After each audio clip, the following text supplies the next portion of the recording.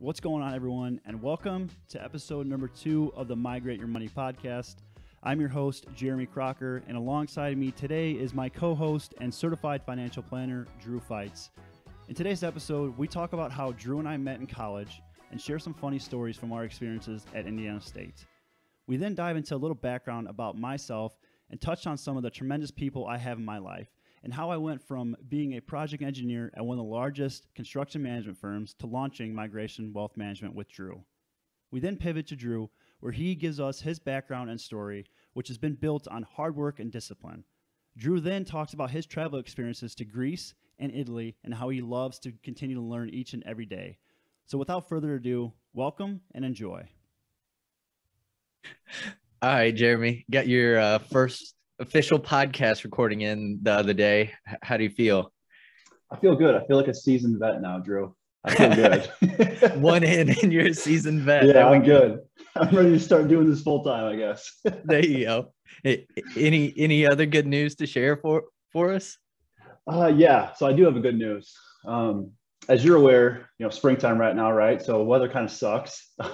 We had one good day of 70. But what was it? Last Tuesday or whatever, a couple of days ago. Yeah. And I went out, it was the end of the day. I'm like, I'm going to go out golfing. And for some reason there was a tee time available. So I go out golfing and I shot the worst I've ever played in my life. And the worst part of it is like, so I went by myself, right? And I pull up to the tee box and there's a threesome in front of me. And I'm thinking, these guys are going to want to golf with me. Like, please, I'm terrible. I'm awful. Like, please don't ask me. Sure as shit. Hey, you want to jump in with us? And I say, I'm not that good. Like, and they say, oh, we're not that good either. Two of them are scratch golfers, which is ridiculous. Like, they're shooting unbelievable. The other guy kind of sucked. So him and I hung out a little bit. We kind of made friends, we're hacking it up a little bit, but at least I got out, I guess. Right. So I guess that's some good news. We're looking forward to some good weather next couple of days, hopefully, but we'll see. So how about you? Were you the worst score? I'm not going to comment on that. I don't know. I left after 9. I'm hoping that maybe the other guy fell apart on the back 9, but for the front 9, I was probably we were neck and neck. All right, we were right there. So. I'm sure you were. Oh boy, that's awesome. So yeah, Drew. Today, just kind of wanted to talk a little bit, kind of how we met, and just give background for both of us, for some people that don't know us, right? So I'll start us off a little bit, tell another little funny story. But so Drew and I actually met on, believe it or not, the bass fishing team. And for some people out there, they probably don't even know that exists, but a lot of I guess the Division I colleges have a bass fishing team, and it's actually a club. But funny story, Blaine Timonero, which is a mutual friend of us, kind of sniped. I think you guys knew each other from the business side of things, right? From the Scott College of Business. But I ran into Blaine at the rec center, and he's like, hey, just kind of recruiting people. And I'm like, yeah, I'll give it a shot. So ended up running into Drew, and you and I we've kept pretty good contact throughout, the entirety of post-grad and whatnot. So do you remember Kentucky Lake? Yeah. I think was that our first tournament that we went to, probably? So that's what got me hooked on the bass fishing team, man. So I think it was my junior year and it was your senior year, right? And it was spring break. Yeah. And Blaine comes up with the great idea. Most kids in colleges, are going to Panama City, going to Fort Lauderdale, and we're going to go to Paris Landing in Kentucky to go fishing for some bass, In March. Yeah, in March.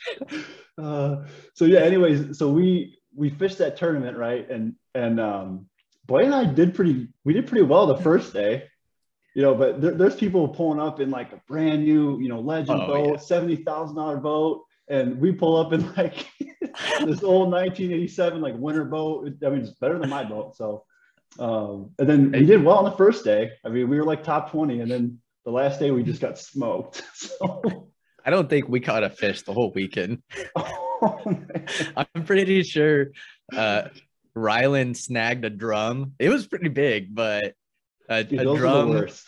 A drum's kind of like a carp. Definitely not something that you're trying to catch at a bass fishing tournament. Maybe he may have caught like another one or two small bass that weren't keepers, but I can't remember exactly. We definitely did not weigh anything in. No. You know the worst part about the drum too? And I'm going to reenact it a little bit, but the worst part is you're sitting there, right? It's probably like noon or whatever when you're catching it. And then all of a sudden you hit onto something. Oh, and yeah. This thing's like fighting you. And you're like, oh man, this is like a 6-pound bass you pulled up. It's a freaking drum. Yeah. Oh, God. Yeah, that sounds about right. But enough of that. I guess we can dive into it. All right.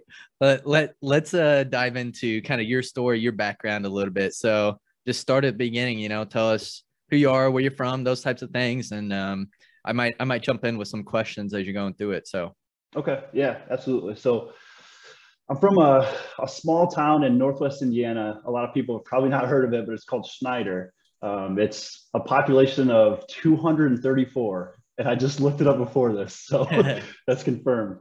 But so I grew up in Schneider and went to Lowell High School, which is actually a larger school. It has Lowell, the town of Lowell, town of Schneider, town of Shelby kind of all feed into that high school. So 4A in Indiana, which is fourth largest school. So a little bit larger of a school, not anything near Carmel or the Indianapolis area, but somewhat of a larger school. So, and we grew up extremely modest. And when I say extremely modest, I mean 800 square foot house with 6 of us living in there. So 2 bedrooms, So my brother and I, we had the luxury of sharing a king bed, and it's probably terrible for him because he's 11 years older than me, right? And sharing a bed with me is probably not the best thing you want to be doing. But when you live in a house that small, that's where you kind of, you all hang out. Obviously, there's not much to do, and that's where my brother and I kind of grew our relationship that we have today. Him and I are extremely, extremely close. He's been a role model my entire life, and kind of everything that he's ever wanted to do, I've kind of wanted to shadow him, right? So he played football, had to play football. He wrestled in high school, had to wrestle. He loved the outdoors, loved hunting, loved fishing, had to do that. I was always kind of one step behind him at everything that he did. I actually, when I was in 7th grade, I moved in with him in Lowell. He bought a house in Lowell. So moved in with him, and he kept me pretty active in sports, football, wrestling, would travel around with me, take me to various camps, various competitions and whatnot. And that's kind of how I had a lot of my success, honestly, all of my success in high school with wrestling and with football. And so I had always thought like, oh, I'm going to play college sports. But after a series of injuries, and to be quite honest with you, I had some success, but I wasn't Division I quality, right? I mean, Division II at best. you went to one of the biggest schools in the state, and you went to the state finals in wrestling, right? Yeah, I went to the state finals in wrestling and football, actually. So yeah, so I mean, I'd say that's pretty successful. Yeah, but it's crazy. It's a big world out there, right? So you're a small town hero, I guess, but once you get to the big leagues, you're nothing. So yeah, you told me you were featured in the Lowell Tribune once, right? Hey, multiple times, Drew. Come on now. The Lowell Tribune. Hey, every once in a while I get the Northwest Times, but not very often. You got to be big time for that one. Oh yeah. You got to be going to like Crown Point or Maryville to get featured in that newspaper. So yeah. So, but yeah, like I said, had some success in high school, and then ended up like last minute deciding I didn't really want to play sports. Where did you think you were going to go play at? So I originally was thinking I was going to wrestle at University of Indy, which is a Division II school, and then had some talks on some smaller, Division II, Division III schools, but last minute decided it's not for me. I had 6 surgeries in high school alone. Dang. So, when I weighed my options, sat down with my brother, and he said, hey, maybe, if it's not something that you can see yourself doing, like, let's not do it. Let's not waste time, your body too, and playing sports. I agree with them. So I ended up going to Indiana State, and I actually majored in construction management. So didn't really start out in the financial world at all. Why did you go into construction management? Yeah. So construction management, it's my brother, he's a he's a project executive for a larger electrical firm in Northwest Indiana. So kind of had that background. And then my father, my uncle, they're all in the construction industry of some sort, carpentry, whatever that might be. So it's always been something I've been around. So I figured, you know what, let me do it. I'll go in, I'll become a project manager or whatever that might be, a superintendent. So went and studied construction management. And right out of high school, I started, after I decided let's go to Indiana State, BCM program, I started with a smaller mechanical contractor, and I actually started as a laborer, so working in the field. And here's where I quickly figured out, this isn't for me, like the physical labor. I could do it. I could, do it, but do it well. And I came home after like a week of doing it, and I'm like, holy shit, like these guys do not get the credit that they need. Yeah, no like doubt. they work their tails off and come home every single day and, go straight to bed and do it again every single morning. I'm like, I am not tough enough for that. So, so what I did is I worked there in the summertime, and, it was great pay. It was terrific pay. So it was like the 3 months I would make a whole lot of money and just save it all, the 9 months that I was in school. So I would kind of just work as much as I could, as much overtime as I could possibly work, to not have to work during the school year. Because, that was kind of my time to just focus on my studies. And that's when I got dropped off at school, when I said bye to my brother Jimmy and his girlfriend Samantha, it was like, all right, now it's time to actually get down to business and work hard, so I don't have to do this every single day of my life. So that was kind of the aha moment that I had, to where it was like, let's go, it's time to actually kind of put in work, I guess, so to speak. So yeah, like at my time at Indiana State, was on the bass fishing team with you and Blaine and everyone, but I was also a part of two fraternities, I guess if you want to call it. The first one was Sigma Lambda Chi, and it's the International Construction Honor Society. I was president of that, and that was, you were qualified as a junior and senior is all they took, and it was top 10% of your class. So I was able to luckily become a part of that. And then I joined KA, which is a social fraternity, my junior year. Most people join their freshman year, but a good friend of mine, college roommate, Nick, we kind of just started hanging around. We've always hung around with a lot of the KA folks, and junior year, he's like, hey, let's become a member. Let's rush KA and just we hang out with them, all the time anyway. So became a member my junior year and then senior year, and I'm really glad that I did, because I formed a lot of good relationships and still talk to a lot of them today. So you always kind of have that stigma of like, oh, I don't want to pay for my friends, but I really did not feel like it whatsoever. And I don't know if it's because I waited later till I was a junior to do it, but I mean, it was terrific. Like I said, I still talk to a lot of them today. So yeah. And you and Nick went to high school together, right?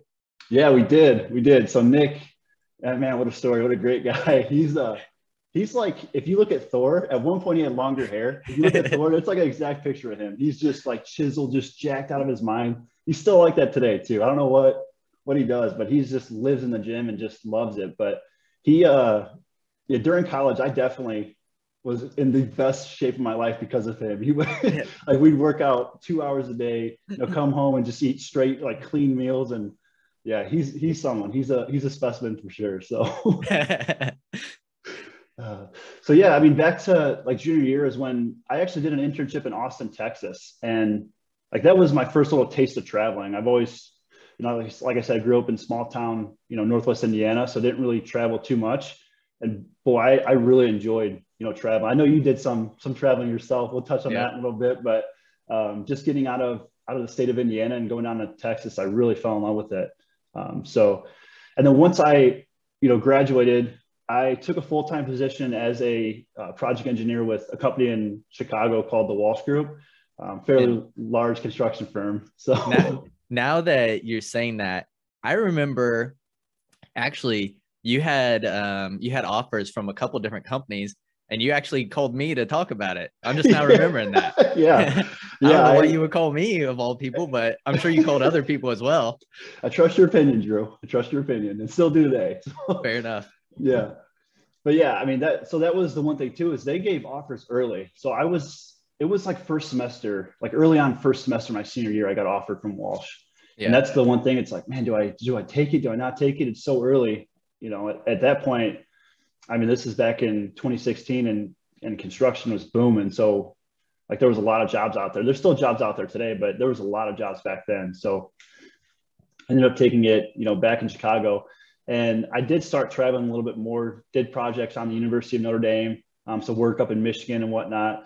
And then, you know, once those projects were complete, they were talking about a project that was going on down in Nashville, Tennessee. And I was very excited for it. But, you know, with that close relationship that I had with my brother and the rest of my family, I was like, yeah, I need to stay local. So ended up staying local. And then oddly enough, how I got into finance, I had a friend of mine from high school that is fairly successful out in the Fort Wayne area with a larger broker dealer. And he sat me down and was like, hey, you know, I think you're terrific with people. You're terrific with obviously with numbers and everything, being, you know, in construction and on the management side. He's like, why don't you take a stab at this? So then I went through the interview process and ended up taking a position, you know, with that larger broker dealer. And I've always kind of liked finance in general, loved personal finance, studied it, you know, as soon as I graduated, read multiple books on it and fell in love with it. I mean, I had talks with you a couple of times about it prior to actually making the jump. So, but finally took the jump, and that's kind of how I got here today. You know, it's a long-winded story, but yeah, it's crazy and it's something that I've always liked. I always love like having a conversation with someone and figuring out how they got to where they are, because it's most of the time it's a crazy path. It's a, you know, crooked path. It's a winding path. Not a lot of people are on a straight line trajectory with, you know, where they are today. I mean, even while you've been talking, I've kind of made a couple of notes of things that are, I think, parallels to our stories that I didn't even realize about yours, you know? Yeah, absolutely, man. That's the thing. Like, I love just hearing about people and how they got today, like what kind of successes, what kind of failures that they've had. Like, it's very intriguing to me. But yeah, Drew, I mean, I'm kind of kind of babble on a little bit about myself, but like, how about you? Let me get a little background, you know, where you come from. I know you come from a small town, you know, as well. So a little bit smaller, but yeah. What'd you say? Like 234? Yeah, 234. Come on. I can't even look up a population for where I'm from. It's a little town called Eminence. It's like 35 miles southwest of downtown Indy. I mean, literally, my parents' house is in a woods and their front yard is a cornfield. Okay. You know, like you said, I graduated high school with 36 kids. K through 12, there were less than 500. It's kind of like, I mean, there was a elementary school and a high school, but they were connected, right? It's all one building, really. So, I mean, similar to you, you know, I grew up in like a lower middle class, blue collar family. You know, my mom's a teacher. My dad's a mechanic at the county highway department. So my maternal grandparents owned a dairy farm and grain farm. And then my paternal grandparents had, I mean, so on the maternal side, they had like 120 acres. And then on my dad's side, they had, I don't know, like 20 or 30 acres. And, you know, they had grain farm as well. My grandpa retired from Allison's. He was a foreman there. You know, I think growing up in kind of that family, that community, I learned hard work and discipline and really putting others first. Like my parents are the people that would truly give you the shirt off their back, like not even kidding, you know? And kind of like you said, when I was growing up, my parents and me and my sister, we lived in a trailer, and it was like an old crappy trailer. I mean, it had a hole in the floor, like in the living room, where cats would come up inside of it. So my parents put like a footstool over that floor so nothing would get inside. And then I think, you know, maybe when I was visitor today. Yeah, we got a visitor today. Oh no, that's just Pepper. Yeah. I think maybe when I was in like first grade or something, my dad went to Menards, and I don't know if you could still do this. You probably can, but he bought blueprints for a house, and he got a mortgage or like a loan from the bank to buy all of the materials to build it. And it was like $60,000, right, to get everything. And then he, and along with some help from some friends, just built the house that my parents still live in today. So, Really? you know, yeah. So, you know, when you were talking about like the little house, you know, that type of thing, I was like, yeah, that's kind of similar, you know. That's And awesome. like I said, you know, my parents are lower middle class. You know, when I was in high school, they had money troubles. Like, I mean, probably because me and my sister made them spend too much money, but my mom would borrow money from my bank account to help pay the bills. And I realized, you know, it was going to be up to me to figure out what was next. Kind of like you, when I was in middle school and high school, I did a lot of physical labor. Like my grandpa probably put a chainsaw in my hand when I was big enough to walk, and he heated his house with the name it, what's it called, where you throw the fire in the thing. Oh, the wood burning stove? Not a wood burning stove, but a fireplace, really, I guess. Yeah. I don't know how you forget that, but so, you know, it'd be like in the middle of the summer, we'd go out and split wood so that it would be there in the winter. And then my uncle had a hardware store. I'd go and help him and be outside, you know, doing physical labor, or I would do like yard work for people and different things like that. And I was like, yeah, like you said, the people that do this deserve more respect, and it's probably not for me for the rest of my life. So we're soft compared to them, Drew. Yeah, no doubt about it. You all day long. But so, you know, I played basketball in high school. I ran track. I sucked at both. But I put most of my effort into school, probably. You know, and like I said, I realized that it was going to be up to me to figure out what was next and to pay for college. So I don't know what made me do it, but I just would sit there for hours after school every day and write essays for scholarships and write scholarship applications and stuff. And I mean, as much of as it might sound like me being arrogant, I got probably the majority of the scholarships that were offered through my school, like my senior year, you know. Yeah. And then I also somehow, I don't know how, this was like a God thing, but we got I was doing all that work for all those scholarships, and one day we got an application sent to us from Indiana State it's called the Network Scholarship. My mom's like, okay, you need to apply for it. I was like, yeah, I'm never going to get it. She said, okay, apply anyways. So I did, and somehow I fooled them into giving me full tuition plus professional development stipend. Plus it was like this professional development program where every Thursday for 3 hours, you know, we have a speaker come in, or we're doing resume reviews, or we're doing mock interviews, or, you know, things above and beyond what most college students get. And, you know, of course, while you're in it, you think it's kind of pain in the ass, but then once you graduate, you're like, man, I that was amazing. I was lucky to have that. Probably should have taken more advantage of it than I did, but now, you know. Yeah. So that's pretty similar to the Presidential Scholar, or like the Eli Lilly Scholar, right? Where they get full tuition. So that's a very, very prestigious scholarship. Yeah, it was. So like a presidential scholarship at ISU, they pay for room and board as well. So I didn't get that, but it's actually funded through the Lilly Endowment. So it's kind of like a Lilly scholarship, I guess. Okay, that's awesome. Yeah.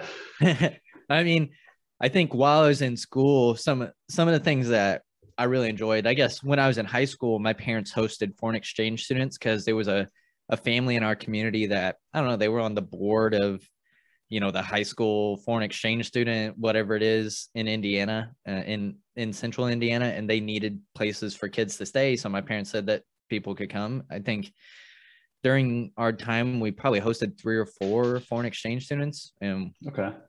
One of them was a guy from Rome, and he lived in my room with me. We kind of became like brothers in quotations, right? Yeah. And then that next summer, so that was the summer after my junior year of high school, I got to go and live with his family for 6 weeks in Rome. And, you know, got to travel over, got to go to Naples, Pompeii, to Venice, all kinds of like Tuscany, different places around.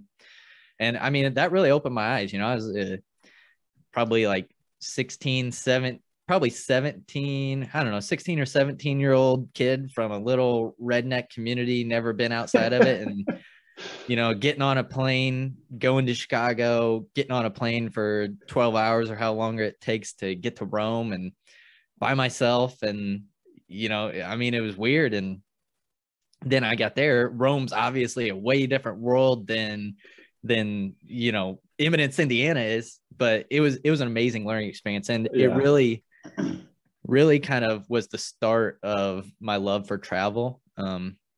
So then, when I was in college, I got to study abroad in Athens for the summer after my freshman year. And then the summer after my sophomore year, I had an internship in Dublin, Ireland, at a logistics company. And at that point, I'd kind of narrowed it down. So for the network scholarship, you had to be a business major, right? And when I was in high school, I took one of the 2 business classes that was offered. So I was like, okay, yeah, I'll do that if they're going to pay for me to go there, right? So let me stop you there. What if you wouldn't have done business? What would you have done? I have no idea. So I really don't know. I can catch you as a good actor. Yeah, I'd be great at that. I have no idea, really. I don't even remember what I was thinking about at that time. Probably business, I would guess. But at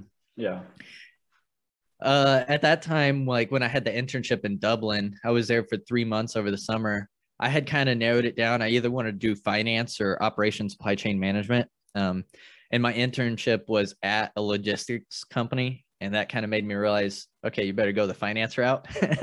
So then first semester of junior year, I think I found out about the certified financial planning major at ISU, which when we were in school, ISU, Purdue, and Indiana Wesleyan were the only 3 schools in the state that had this CFP board major. IU didn't even offer it? No, I think IU may have gotten it last year, and I think Ball State got it last year or 2 years ago. So I'm surprised with the Kelly school. That's crazy. Yeah, I know. And, I started taking some of those classes, and I just kind of like that made me realize that's what I was supposed to do. I always knew I wanted a job where I could help others. Like I said, that's just kind of how I was raised. It's something that no one ever learns about, unfortunately. So it's something that everyone needs. And selfishly, it's a way to help myself as well, right?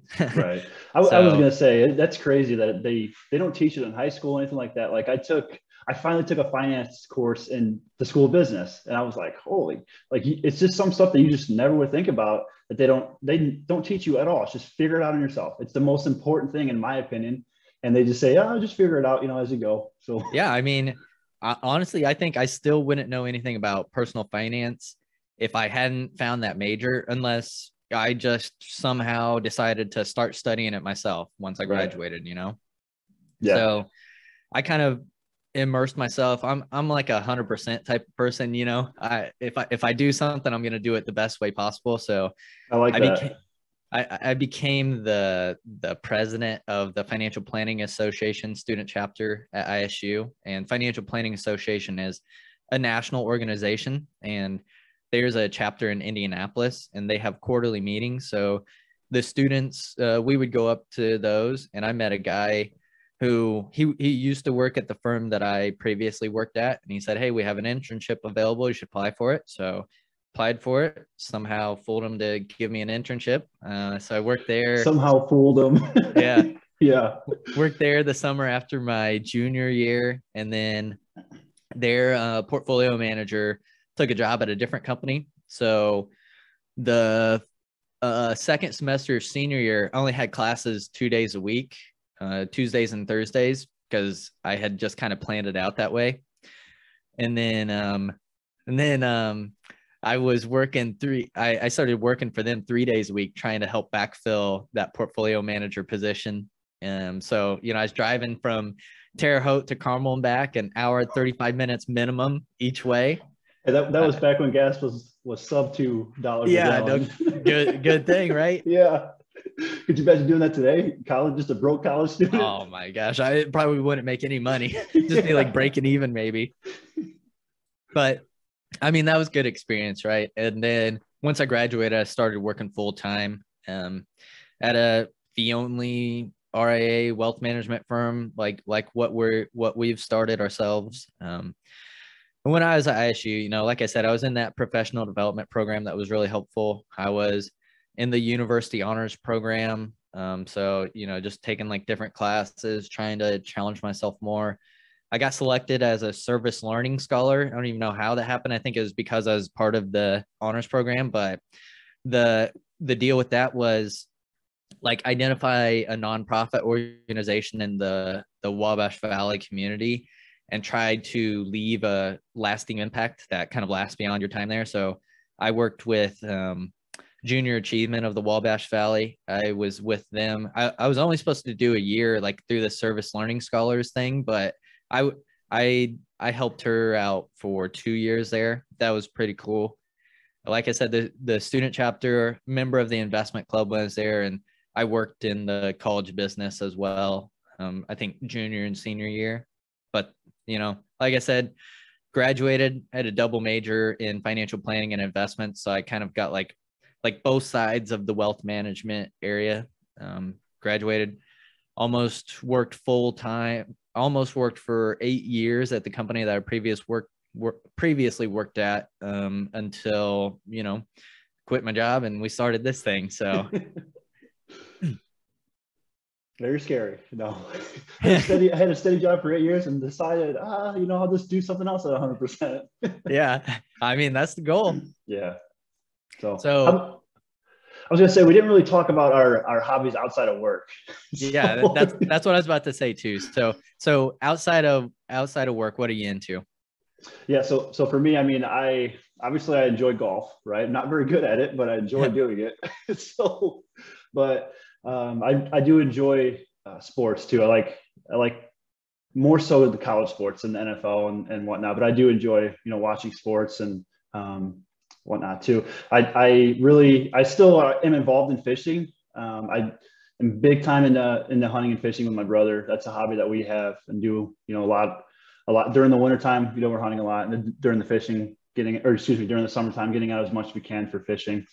And then just anything outdoors in general. I'm actually going on a camping trip coming up in a month from today. Ann and I are going on a camping trip. We're not big time into camping. For some reason, I just like this wintertime, I just had something. I'm like, all right, I want to go camping. I want to go out there. I want to start a fire. Like I want to make, what are those called? Like the percolators or whatever with the coffee. Yeah. I'm like, I want to wake up to that, like have that thing going, just sit there and sip on some coffee. So I don't know. That's something I like doing too. And then I also really do enjoy working out and staying fit. That's a big part of my life as well. So how about yourself? What kind of hobbies are you into? You and Amanda, what do you guys like doing? Yeah. So Amanda and I started dating in 2016 and then we got married in 2019. So a lot of my time is outside of work is, I guess, try to spend with her. Right. I mean, we like to be outside. Somehow last year we stumbled upon this disc golf course that's probably like, I don't know, like a 7-8 minute drive from our house. So we picked up that, and actually, within 10 minutes, there's probably 4 or 5 places that we can go and play disc golf, which I mean, it's fun. You get outside, get some exercise. It's free. I mean, you buy your disc, but you don't have to pay a greens fee like you do for golf. Yeah, don't worry. I never hit the greens. So I don't really. I pay the fee, but it just goes unnoticed. You go play golf, and a terrible course is like $30 for 18, whereas disc golf is free. Maybe I should change hobbies, Drew. Yeah, I mean, honestly, not really a big golf fan. I don't think I've ever played 18 holes in my life. Maybe I've played 9 like a couple times, but I don't know. Just not really my thing, I guess. I mean, I love to fish. Obviously, haven't done it so much in the past couple years. Like to get outside and hike whenever. I mean, we really like to travel. We've gotten to travel to a lot of cool different places. We always try to find different hikes to do there. Like the one that sticks out to me, I guess 2 that stick out to me are the Napali Coast in Kauai. It's on the North Shore. We did the first half of it. The second half, you have to get like a permit from Hawaii to do it because it's so dangerous. Or you have to have a guide. When did you guys go there, Drew? Man, maybe 2019, I think. I can't remember exactly. Okay. A couple years ago, yeah. And then we did like some hikes in Sedona. Devil's Bridge is one that really sticks out to me as well. That was really cool. We like there's a park next to us, go out there and walk or ride our bikes, or go out to the Monon and ride our bikes, or the B&O, you know. Kind of a craft beer nerd, so we always try different breweries whenever they open up. Seems like there haven't been any new ones that have opened up around Indy recently, but we've probably been to most of them. I was gonna say, I can't imagine why. It's almost like COVID put a damper on a lot of things. So hopefully they start up soon. And yeah, I've always been like I'm more of a basketball fan, always been a big Pacers fan, Colts fan. Now you can't freaking watch the Pacers on TV unless you have direct TV. So pretty much just watch the highlights or look at the box scores. But you know, always love that. Yeah. Direct TV is outrageous. We're not paying for that. Yeah, no kidding. I'm a financial planner.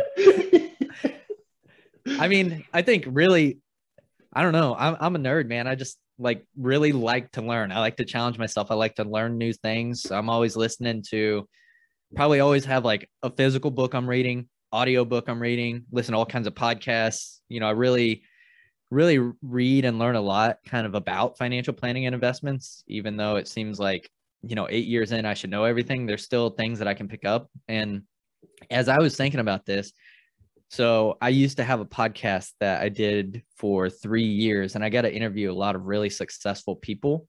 And one of them was actually Amanda's cousin, who he's the CFO for a public company. But something that he said that really stuck out to me, and I wrote down the quote, as nerdy as that might be, but he said, he said, I think the single most important factor is to be curious and to be well-read.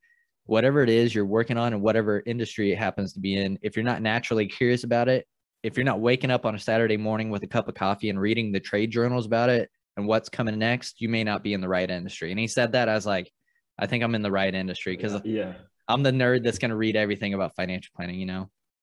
So then outside of, we'll stop you for a second, but so outside of, you said you like reading and you enjoy books, right? So outside of the financial planning, I guess, spectrum, like what's your favorite, if you were giving me like a list of your favorite 2 or 3 books, like what books did you enjoy the most outside of finance? Atomic Habits. I really like that one. And it might just be like confirmation bias for me, because a lot of the things that he talked about, I just somehow naturally do. Yep. The Alchemist. I think that's a really cool book too, that actually a guy that I interviewed on the podcast, he recommended it to me. I'll probably read. I think I've read that 2 or 3 times. I'll probably read it again this year. Okay. Have you ever read the book Vagabonding by Ralph Potts? Nope. Okay. So I kind of spoiled it already. I was going to gift that to you, but I'm going to give you my copy of it, because I was actually referred to it. I listened to Tim Ferriss a lot, and he had him on, and he kind of recommended that book, and I read it. It's about traveling and whatnot. It's amazing. So it's great. Yeah. I mean, what you just said makes me think of another great book, The Go-Giver. That's an awesome one. Yeah. You recommended that to me, and I think as soon as I finished it, I texted you. I was like, this thing changed. I don't want to be like the cliche, but that thing actually changed me. Yeah, changed my life, but it really did. Yeah, so, it's a great book, man. Yeah. I mean, kind of like you said, I like to go to the gym. I'm the weirdo that wakes up at 4 and gets to the gym when it opens at 5. Just like, I mean, if you wait until the afternoon, you have all these excuses. You know, you got something to do. If you get it, no one has anything to do at 5 in the morning. Knock it out, get it done, get your day on. You know, right? So you actually like motivated. I used to go to the gym in the morning, but like for some reason I stopped the last couple of years, 3 years, and then like when we kind of sat down and you told me your morning routine and everything, it's like I gotta get back on that. So I've recently started going in the morning, and I've noticed that so I skip a lot of rope. And if I skip rope in the afternoon, I'm pretty good. I'm like dead on. But if I go in the morning, because that's usually how I start my workout, I skip some rope, maybe do a little jog, and then I start working out. If I skip rope in the morning, first thing, I can not do it. I'm terrible. So what I've started doing is there's like a 10-minute yoga session or 10-minute like stretch yoga session. I do that first, and then I start skipping rope, and then I start running. So I'm trying to get better, Drew. We can't all be 4 a.m.ers like yourself. Hey, you don't have to be. Just get it in. But yeah. Awesome, man. Well, do you have anything else to add on your end as far as hobbies and whatnot? No, I mean, I'm pretty boring. That probably generally sums it up. I don't think so. So what about any other, I mean, outside of, you mentioned a little bit of what you're part of now. Any like social groups or anything that have been pretty, pivotal or I guess important to you thus far? Like I know you and I'll tell you one for me is you introduced me to Synergize, Yeah. and I've been doing that for I think it's the third month now, and that is amazing. Like I would highly recommend anyone in the Indianapolis area to reach out and kind of become a member of that, or at least check it out. But any other organizations or anything like that you've become a part of over the recent years? Yeah, I mean, definitely Synergize. That's a big one for me. Probably a big part of my friend group I've met through Synergize. So, big shout out to Aaron for starting that and bringing those groups of people together. And, it's really, I mean, the ethos of Synergize is really kind of the ethos of us as well, right? It's Right. relationships, not transactions. And really the I guess slogan, tagline, whatever you want to call it, of Synergize is relationships over everything. And it's not just going to a networking event and slinging a business card saying, what do you do? And walking away. It's actually building a relationship with someone. And then if business makes sense, then let's move into that, right? Let's not look at people as transactions, because they're not, they're people. But that I've been on NAPFA, which is National Association of Personal Financial Advisors. It's a national organization. I've been on the Genesis committee, which is Genesis is like people 33 and younger. I've been on that committee for, I don't know how many years now, but I'm actually the chair elect. So next year I'll be the chair and then I'll roll off. YPCI, Young Professionals of Central Indiana. That's a group I've been a part of, I think, since probably 2018, 2019. Can't remember exactly, but I'm the treasurer this year, and then I'll roll off next year, let someone else take over. But yeah, what about you? Any sort of organizations or anything like that you're a part of?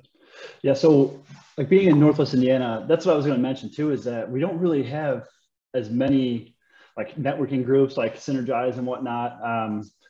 But as far as organization goes, I'm, part of, sounds a little nerdy on my end, but like Ducks Unlimited, right? There's a chapter in Crown Point.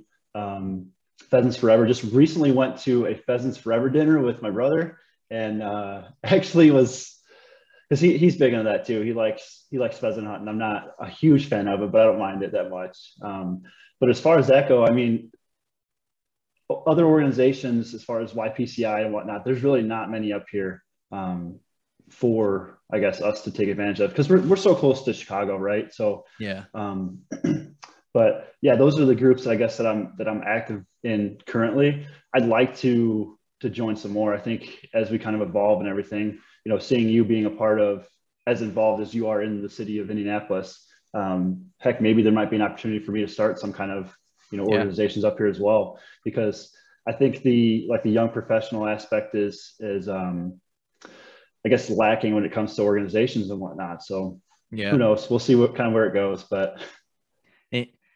All right. So anything else you think that we should add to this conversation? You think we're good to go? Anything we missed? I think I'm good on my end. I've talked. I don't really like talking about myself that much, so I've talked more than I thought I would be able to. But I know I've learned a heck of a lot from you, Drew. And we've been great friends since 2013. So. Yeah. 2012, somewhere in there. So I really enjoyed you kind of being vulnerable and telling me like your story and everything. So it's been great. I really enjoyed this for sure. That's kind of, like I said, this episode kind of want to just let people know, who we are, where we come from. I guess that's pretty much it for me. Did you have anything else that you'd like to add, or? No, I think that pretty much sums it up. Like you said, this was just kind of, if anyone cares to learn more about us, they can kind of hear a little bit of our stories, and we're obviously always open to conversation. So reach out to us if you want to talk more. So I think, next we did kind of an introduction to the firm in the previous episode. This one, we kind of talked about ourselves. So now we'll actually start getting into some money stuff. So I think that probably wraps us up for this one, right? So thank you for anyone that's listened or watched. And obviously I think we're, as people doing a podcast on YouTube, you're obligated to say, please like and share and blah, blah, blah, all that type of stuff, right? Yeah, of course, absolutely. Here's our links. Yeah. They'll be connected in the show notes. So just take a look. There you go. Yeah. So if you're interested in learning more about us, what we do, our company, how we serve people as financial planners, you can always check out our website, migrationwealthmanagement.com, migrationwm.com, whatever you want. It'll take you to the same place. Or reach out to us, schedule a meeting on the website, whatever works best for you. This podcast is for informational and entertainment purposes only and should not be relied upon as a basis for investment decisions. None of the information provided in this podcast is intended as investment, tax, accounting, or legal advice.